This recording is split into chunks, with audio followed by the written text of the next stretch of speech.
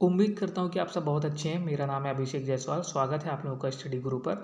आज हम लोग एक बहुत ही अच्छे टॉपिक के बारे में बात करेंगे, है ना? और इस पर बात करना ज़रूरी भी है क्योंकि इस समय ये बहुत ज़्यादा मुद्दा गरमाया हुआ है।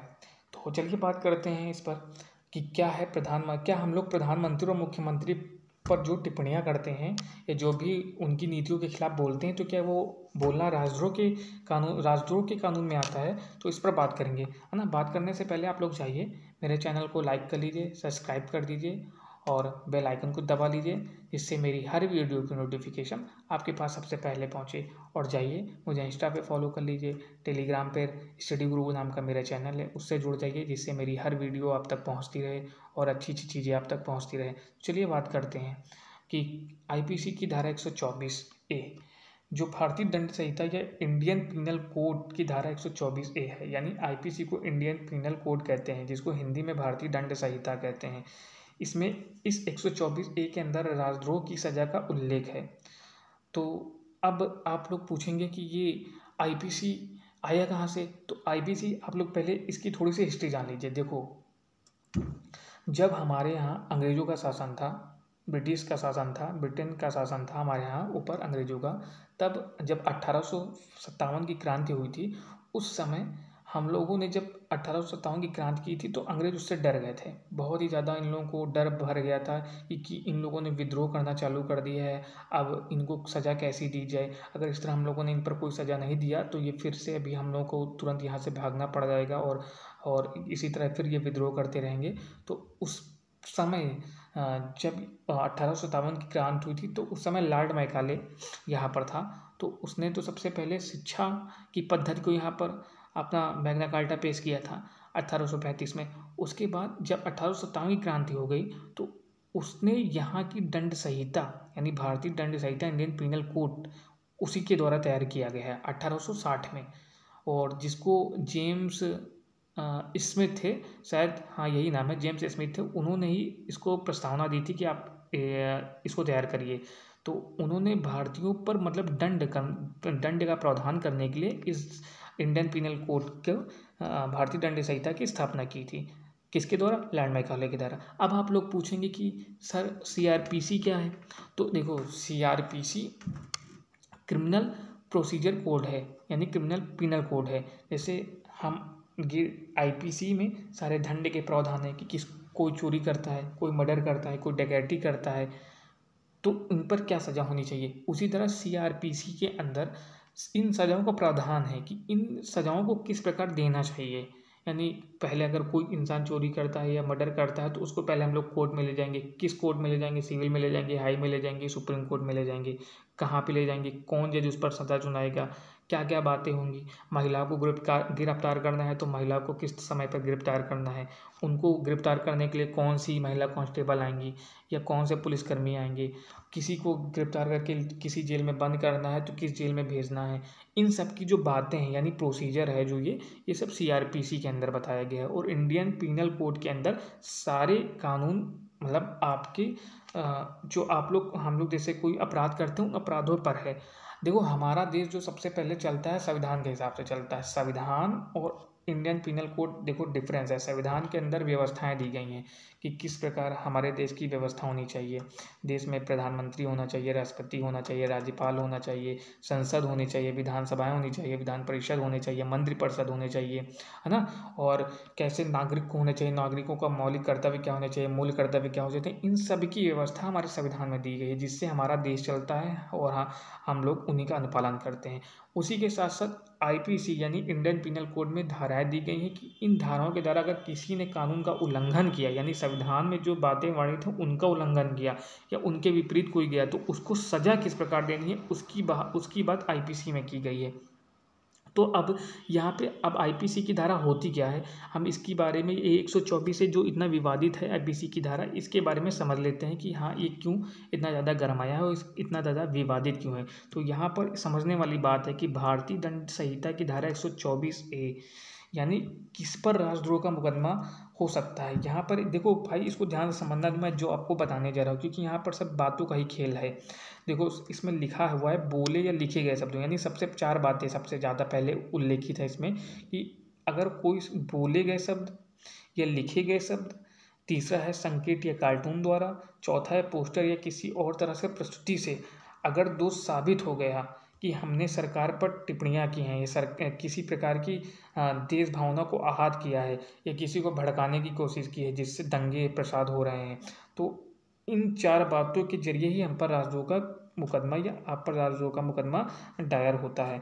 तो उसमें होगा क्या, जब राजद्रोह का मुकदमा दायर हो जाएगा तो 3 साल की सज़ा सुनाई जाएगी या फिर उसकी एवरेज में आपको जुर्माना देना होगा या फिर दोनों चीज़ें हो सकती हैं। वो कभी कभी ये सज़ा लंबी भी हो जा सकती है। अधिकतम आपको अगर ज़्यादा आपने भड़का दिया है या ज़्यादा कोई आहत हुआ है जिससे देश का नुकसान हुआ है, तो आपको इस अपमान के इसके संदर्भ में आपको अधिकतम उम्र कैद की भी सज़ा हो सकती है।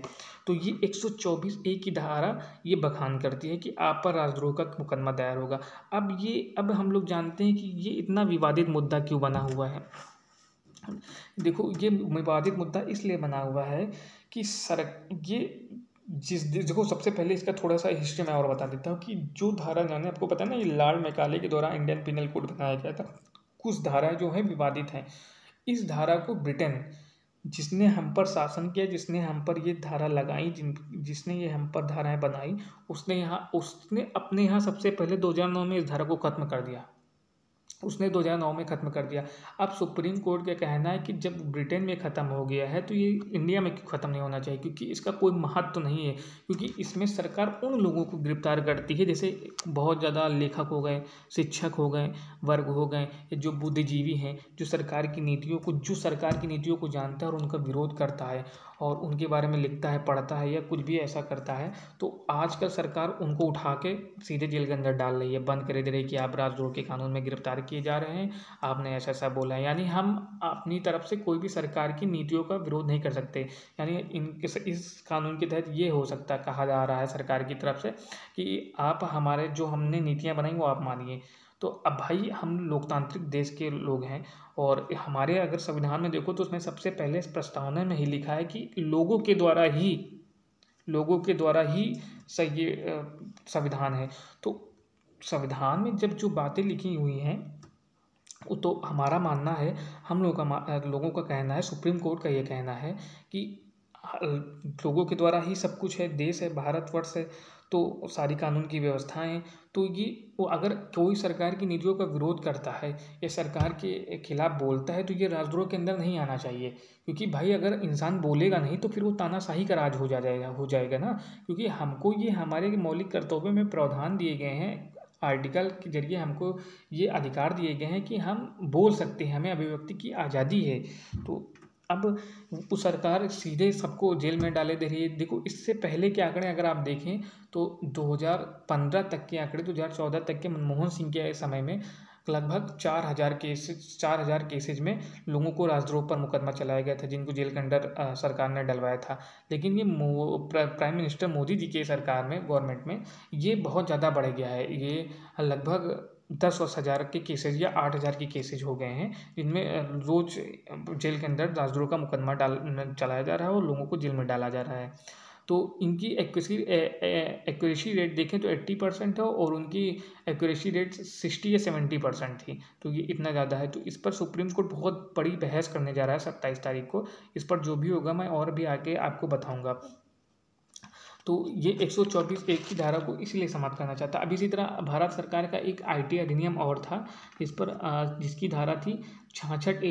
इसके इस्तेमाल पर भी रोक लगाने के लिए सुप्रीम कोर्ट ने कहा था, क्योंकि ये धारा 2015 में ही बंद कर दी गई थी। लेकिन इसके तहत भी सरकार अपनी नीतियों के विरोध करने वालों को इस पर राजद्रोह का मुकदमा लगाकर उनको जेल के अंदर डाली जा रही थी। जबकि सुप्रीम कोर्ट ने इस पर साफ साफ कह दिया था कि जो 66A है यानी 66A है 2015 में बंद कर दी गई है और ये 19(1)(a) की धारा का यानी मौलिक अधिकारों की वाक अभिव्यक्ति की स्वतंत्रता की धारा थी, उसका हनन करती है। तो इसके विरोध में 2015 में ही बंद कर दी गई थी।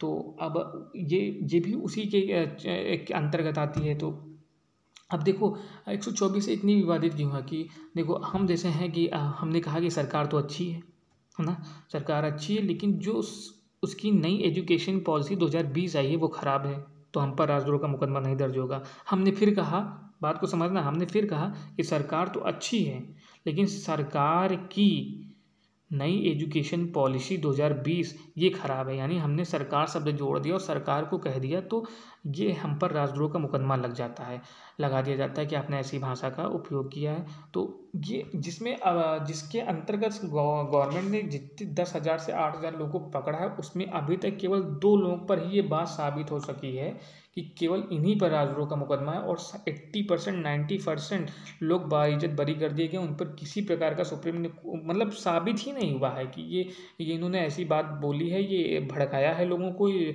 देश के खिलाफ बोला है, देश की जनता को आहत किया है। तो इसीलिए ये इतना ज़्यादा मुद्दा गरमाया हुआ है, जिस पर अब सुप्रीम कोर्ट और सरकार आमने सामने बहस करेगी। अब जिस पर जो भी इसका परिणाम होगा, मैं फिर आपको अपने वीडियो के माध्यम से बता दूंगा। तो ये था, इस पर अब आप लोगों को समझ में आ गया होगा कि 124A क्यों इतना ज़्यादा प्रभावी है और इस पर क्या बातें चल रही हैं। तो फिर मिलते हैं नेक्स्ट वीडियो में, और मेरा आप लोगों से रिक्वेस्ट है कि इस वीडियो में जो भी खामियां हैं उसके लिए मुझे क्षमा करिएगा, लेकिन अधिकतर से अधिकतर इस वीडियो को लोगों तक पहुंचाइए, शेयर करिए, जिससे लोग इस विषय में जान सकें, है ना, और जागरूक बन सके बस। और फिर मिलते हैं नेक्स्ट वीडियो में। कुछ नहीं, पढ़ते रहिए, बढ़ते रहिए। धन्यवाद।